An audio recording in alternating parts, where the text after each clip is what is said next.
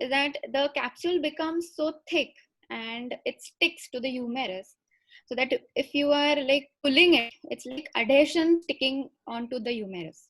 Okay, so that's the name, adhesive capsulitis. Okay, then it is more common in women and of between 40 to 60 years of age. So what exactly happens to the capsule? So it goes through generally 4 stages, where the first stage is stage of inflammation, where there is synovitis. So synovium goes into inflammation, and the patient has a lot of pain, and especially night pain. Okay. Then the second stage is the fibrous. The capsule becomes more fibrous. So there are increased fibroblasts. Okay, and the capsule starts becoming fibrous. And here is the stage where range of motion starts decreasing. And then we go to, so this stage is called as freezing stage. Then we go to frozen stage, where we have pain, we have a decrease in the range of motion, and we have muscle atrophy also now because of lack of activity. And then there is the last stage called as thawing stage, where everything returns back to normal, but the patient has a lot of compensations in their functional or daily activities. Okay. So I was just searching these smileys, where I came upon this picture where is the pregnancy trimester, and it looked similar to me.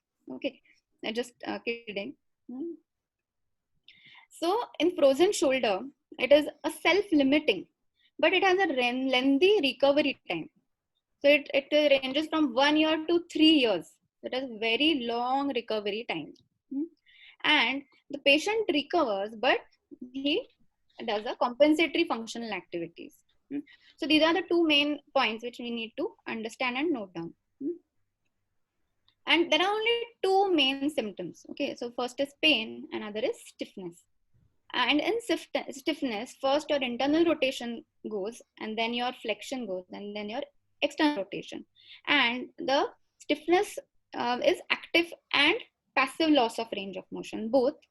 Plus, it follows a capsular pattern. So your external rotation is most affected, then is your abduction, and then is your internal rotation. So we need to note that there are only two main symptoms, that is pain and stiffness. So what are the treatment options? So I'm just covering in short, or just introduction of frozen shoulder, and then we will go to the main physiotherapy part of it. So what are the treatment options? So I've just listed down the good treatment options. So first is operative. In operative, there is arthroscopic capsular release and manipulation under general anesthesia. So nowadays arthroscopic capsular release is more preferred because the surgeon can look into the joint and do it. And there are many iatrogenic complications of MUGA. So many surgeons now are preferring arthroscopic capsules. Then there is non-operative treatment, where there is hydrodilatation, steroid injections, and physiotherapy. In this option, the surgeons mainly prefer hydrodilatation. So what exactly is hydrodilatation? So it is injecting saline solution and corticosteroid solution with high pressure into the glenohumeral joint, and this stretches the capsule. So that is very simple. It is very simple to understand. So hydrodilatation, if you go and see the reviews and meta-analysis of the treatment options of frozen shoulder, you will find recent advances. In recent advances, hydrodilatation is a preferred technique. Okay. Then if you go into the research perspective, physiotherapy alone has a little or no benefit. Okay, so we need some adjunct therapy with physiotherapy. Okay, so most preferable is hydrodilatation and physiotherapy nowadays. Okay, and one more thing, in hydrodilatation they put in corticosteroid, so that is beneficial to reduce your inflammation and also to reduce your pain. Okay, and in hydrodilatation, once the surgeon does hydrodilatation, then your external rotation range improves drastically. This has been observed because your anterior capsule, the reason is still not known, but they are saying your anterior capsule is more pliable. than other sides. That's why your external rotation range increases. So what is the goal of physiotherapy? Okay. So first, as I told you, there are only two symptoms, that is pain and stiffness. So mainly corrective exercise, if we give proper and accurate correct exercises, then I feel that pain can reduce immensely and stiffness also can reduce immensely. So in my initial days of physiotherapy practice, I used to do a lot of ultrasound, TENS, IFT, but the results were not very satisfactory. Then when I joined Dinanath with Dr. Babulkar, that time I came across a lot of patients and dealt with many shoulder cases, where I found that corrective exercises, if given, they can benefit in both the ways, like reducing your stiffness also and pain. So today we will be discussing how only exercises can give you pain relief and stiffness. Okay. And when you search the meta-analysis and reviews, you will find that there are mixed reports regarding ultrasound, TENS, or any other pain relieving modalities. So it is and if exercises alone can correct such a disorder, then it is a wonderful thing that a physiotherapist can do. Okay. So why does the pain occur in the joint? So mainly because there is inflammation and the capsule is very tight. What happens? The area in the joint reduces, and that's why there's friction in the joint. So because of that friction, there is a lot of pain. Okay. So what is our aim is that to reduce the friction in the joint. So how will the pain reduce with exercises? So first is, if we give non-weight bearing strengthening exercises, the muscles will strengthen, and then your friction will reduce. Okay. Then if we activate the rotator cuff muscles and the scapular muscles, then again the humeral head will sit between or in middle of the glenoid, and that's why the stresses on the joint will reduce again. Then there is physiologic loading exercises. So with graded physiologic loading exercises, the the prostaglandins are inhibited, and that's why the pain reduces. And if we give cyclic stretching exercises, what happens is proteoglycans, okay, they start coming into the joint, and which causes healing in the tissues. And my favorite pain relieving modality or treatment is hot or cold pack. Okay, so basically I follow this pattern for pain relief. Then second is improving range of motion. So what do we want is a full movement without any compensation. And secondly, the movement should not cause any pain. So these are our two aims which we should have when we are improving range of the patient. So there are two main techniques when we are improving the range. First is self-stretching, which I follow, or gentle passive stretches. So why do I believe in self-stretching more? Is that if you are stretching like if you are stretching with lot of force, given passive stretches, what will happen? The patient will have pain, and that will enter into your pain, spasm, and muscle guarding, and your results will vary. So some patient may not have good results with such kind of a painful stretching. So what I found in my practice is self stretching is best, where the patient himself knows how much I have to stretch the joint and within the pain limits. Okay, and the second is, if the patient is not doing the exercises properly, you can give them gentle passive stretches. And second is proprioceptive exercises. So why is proprioceptive exercises important while improving your range? Because we don't want any compensations. So while teaching range of motion exercises, we need to give them proprioceptive exercises also. Hence, we then come to the conclusion that what we need in an exercise program is, we need non-weight bearing strengthening exercises, we need rotator cuff strengthening exercises, we need scapular muscle strengthening, we need proprioceptive exercises, capsular stretches, and physiological guided loading exercises. So all these components are there in PSRP, where I practice on more than 5,000 patient hands-on experience under the guidance of Dr. Ashish Babulkar sir. And I also, that's why I thank Prerak and Shraddha, the Ask Physio team, to give me such an opportunity to talk to my friends, physios, in this webinar. Okay, so there would be a one question in everybody's mind: ki, why is a sports physiotherapist talking about frozen shoulders? Okay, so mainly, even if the players are generally active and they don't have frozen shoulders, so that is not common. But I have seen a few cases where the treatment was not given properly, and like neglected cases, and the players also, they had frozen shoulders at a very young age. So that's why this topic is important for me too. Okay, so just to give you an idea on why is every patient different, so I will share my experience. So being a sports physiotherapist, how will I deal with if a player comes to me with frozen shoulder? Okay, so this is a different kind of a topic which we can talk about. So mainly for a sports player, so why he can land up in a frozen shoulder first. So if you see in general, all the sports players, most of the sports players, they have lower trapezius weakness. Okay, so they have scapular girdle weakness mostly. This is very commonly observed. And because of the lower trapezius weakness, there is overactive infraspinatus activity. And that leads to fatigue, and that's why leading to rotator cuff weakness again. And if this is not good attention, and the player is not playing, resting, not using his hand, and shoulder is immobilized, this can lead to frozen shoulder because of pain and weakness. Okay, so here I will be prioritizing things like what is my treatment plan, what is my treatment goal to treat this player. So first, what will be my priority?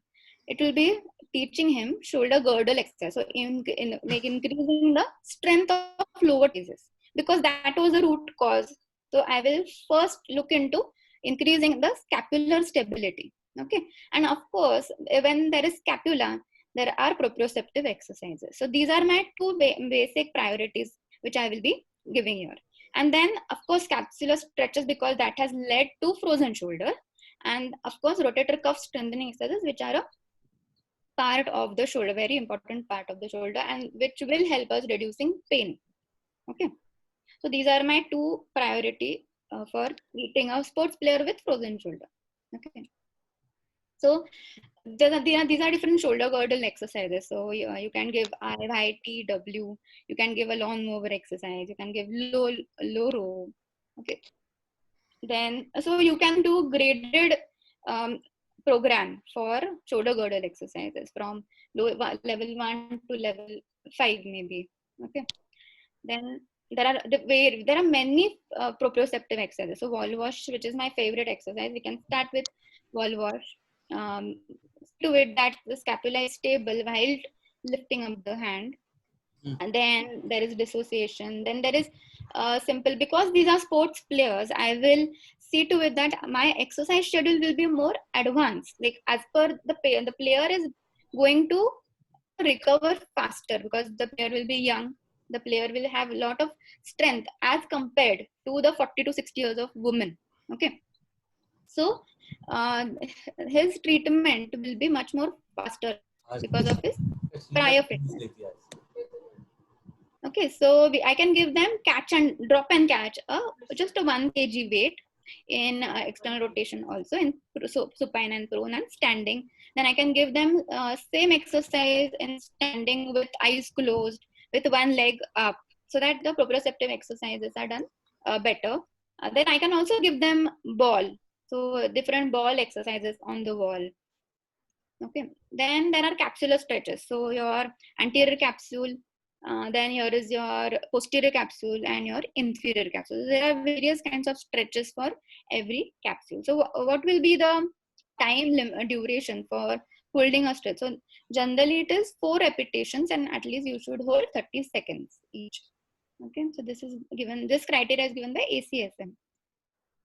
Then rotator cuff strengthening exercise you can do. So major is ISP, infraspinatus, supraspinatus, and teres major. So these are the teres minor. Sorry. So these are the exercises which you can give for your rotator cuff strengthening. So and yes, so keeping a follow up is very important. So you have to keep a follow up, and that will be fortunate for the patient and give you physio's fortune also. So and because persistence is the key for frozen shoulder patients, follow up, keeping a good follow up is very important. Okay, thank you. Any questions, Tara?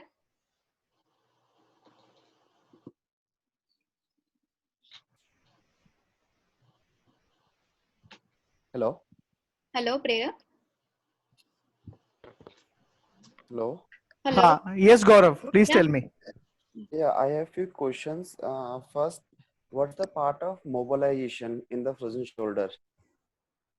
Okay. See, mobilization has the research has proven that it's for pain relief. So grade 1 and 2 mobilization of Maitland, they have shown that it is good for pain relief. But for me, if I compare the exercises, like my old stretching exercise schedule, which is traditional, so that I have found more effective, and even patient compliance is also much more than only mobilization. But you can give mobilization with stretching if you believe in mobilization.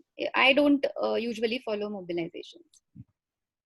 Okay. And second, can we get a few videos of the exercises you told, that like proprioception and the strengthening exercises you told? Can we get the proper videos or something like? Okay. See, I will be coming up with links, a few links of videos. So when I do that, I will surely share it with you. You can give your email ID to me. So maybe Sure. I'll share it with you. Yeah. Okay, that's it from my side. Thank you. Okay, now ma'am, we have a question. How to move forward with a patient of frozen shoulder having pain in deltoid and biceps with exercises and sometimes at rest? What modifications can be done? Okay. So if there is pain in the deltoid or biceps region, so mainly it is because of your rotator cuff weakness. Okay, and so you need to strengthen your rotator cuff before. Why is there pain in the deltoid and biceps? Because the patient, while doing normal activities, is using deltoid and biceps more than your rotator cuff muscle. So the joint is not stable, and that's why you need to activate every single muscle of rotator cuff. If it is not recruited and activated, it won't be used while doing exercises. Okay, so only when it is activated and recruited well, it will be used in all your daily activities.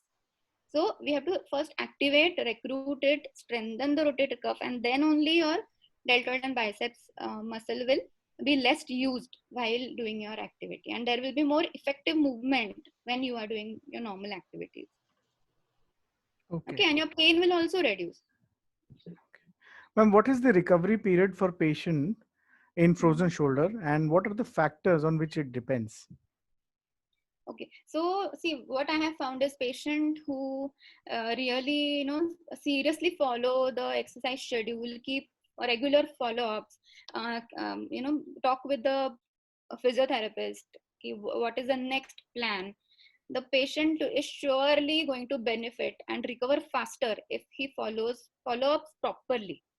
Okay, and the if you see there, it varies on the severity. Like if the internal rotation is like severely affected, then your frozen shoulder will take time to like heal.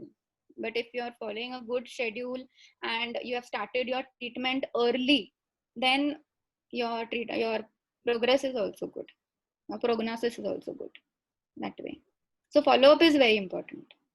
Okay. Ma'am, what are the other considerations and how do you as a physiotherapist approach a patient with frozen shoulder? What are the steps? What are the guidelines that we can follow so that whenever we see a frozen shoulder patient, we have those 5 bullet points in mind कि हमें इसी step से चलना है? Okay, so see, for everything, now the shoulder, like frozen shoulder is common in 40 to 60 years of age. Okay, so and mostly in women if we take. So mainly what concerns is women are mostly housewives. So they are doing different kinds of activities at home. So we should counsel them regarding what activities should she do and what she should not do. So that is first important activity, so that the pain she is experiencing, we can reduce that. We can reduce the stress on the joint. Then following proper program, like what I said, ki prioritize. Now for a woman of 40 to 60 years, her rotator cuff will be weaker. Okay, so we will be focusing on his rotator cuff and capsular stretches more, 40 to 50, 60 years of age woman. So that way we can prioritize our goal of treatment. And so first is your reducing your activities which causes pain, then giving pain relief like hot and cold packs at night if there is night pain. Then she can lie down in a reclining pose, so that will reduce pain, okay, at night. Then she should follow regular exercise with rotator cuff strengthening and stretches, capsular stretches. So these are the main points which, and of course, no lifting weight and keeping a good look. So, and there may be some psychological issues which doctor and a patient should always talk, because this condition is going to take time to heal. So these are the factors which we need to consider here. Okay, ma'am, somebody has asked, as we just discussed, that frozen shoulder is self-limiting, but the recovery phase is prolonged. So why do we emphasize more on stretching of capsules in our rehab protocol? Why don't we emphasize only on pain-free muscle strengthening? Pain, see, because your range of motion is also important. If you only concentrate on pain, okay, what will happen? The pain will go, but whatever the adhesions and whatever the fibrous tissue is, that won't be released. So am I answering right? Like, was that the question? Ma'am, the question is the question which is being asked is simply ki instead of emphasizing on stretching of capsules, which we include on rehab protocol, do you think that why don't we only emphasize on pain-free muscle strengthening?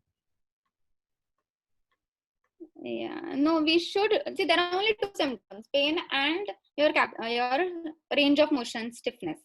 So, and for the patient, more what I have found, pain can be gone with painkillers. Okay, she can take pop in some painkillers, and the pain is less. But what I have found in frozen shoulder patient, the hand is not going up. That is the more psychological bad factor. Which is like, even if you don't, in my earlier days, I used to like, I used to say why we should be stretching. Why we should like stretch and cause patient so much pain. I'll just first concentrate on pain, and then later on I will go on doing my stretches. Okay. May I interrupt? May I ask you one more question? Yeah, please. Yeah. So what I feel just regarding Dr. Kashmira, whatever she's saying, I can just go ahead with it and say that your pain will reduce when your range of motion and strength will go hand in hand. So if you are just increasing the strength and not giving a correct movement pattern, so the range is restricted, still the strength is getting more. So there is again inverse proportion. So it should go hand in hand. So that is why a stretch should be incorporated along with strengthening, so that the pain will be reducing. So end factor is our pain reduction. But if we just increase the strength, there is less. It's like a rubber. If you stretch a rubber too much, it is going to break. If you don't stretch it too much, then there is no movement. So if you don't move the arm up, there is no range. Then where will the muscle work? How will you increase the strength if there is no range? So it should go hand in hand. This is what I feel. Yeah. Am I right, Dr. Kashmira? Okay. Yes. Yes, Hemani. Yeah. Ma'am, frozen shoulder along with tendonitis, what can we do further as physiotherapists? Frozen shoulder with tendonitis history. Secondary frozen shoulder along with tendonitis. Yeah, so the treatment is remain same only because we are treating frozen shoulder here. Okay, Yeah. so these are the four main factors. First is your stretches, proprioception, then your rotator cuff, and capsular strengthening. Mhm. So these are the four things which we need to see that all of them are in a right proportion and in same like we are making the patient normal. So we have to see to it that all the components are properly given to the patient. So that Okay. is the main goal behind it. Ma'am, what kind of assessment will exactly help us to conclude the diagnosis of frozen shoulder as a physiotherapist? Sorry, what is the? Ma'am, what is the assessment that would exactly help us to figure out or conclude the diagnosis of frozen shoulder? Okay, so see, mainly if your scapula is properly set and your range, like you can see the end feel. If you see the end feel is more softer, if it is not very like tight, then you are progressing well and your ranges are good. If and if your external rotation and internal rotations both are coming to normal, especially your end feel and your good movement, you can analyze, and your scapular stability. So all these three factors will be important in judging ki frozen shoulder is resolved. Okay, Okay. but the Okay. patient has to continue the exercises. Okay, Yeah. she shouldn't stop.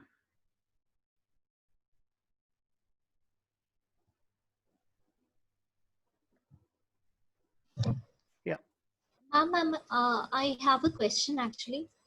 Mm-hmm. She's a 76-year female who has been operated bilaterally. Arthroscopic repair has been done because it was overuse injury and it was a tear inside both the shoulders. So that was 8 to 10 years back. And now she has developed frozen shoulder. She's a known case of diabetes mellitus also. And she's under medication. So what should be the line of management? Should strengthening, should that be focused as well, looking at her age also? So that's a query. She has gone into frozen shoulder. Yes, now. Okay, okay, and she's diabetic.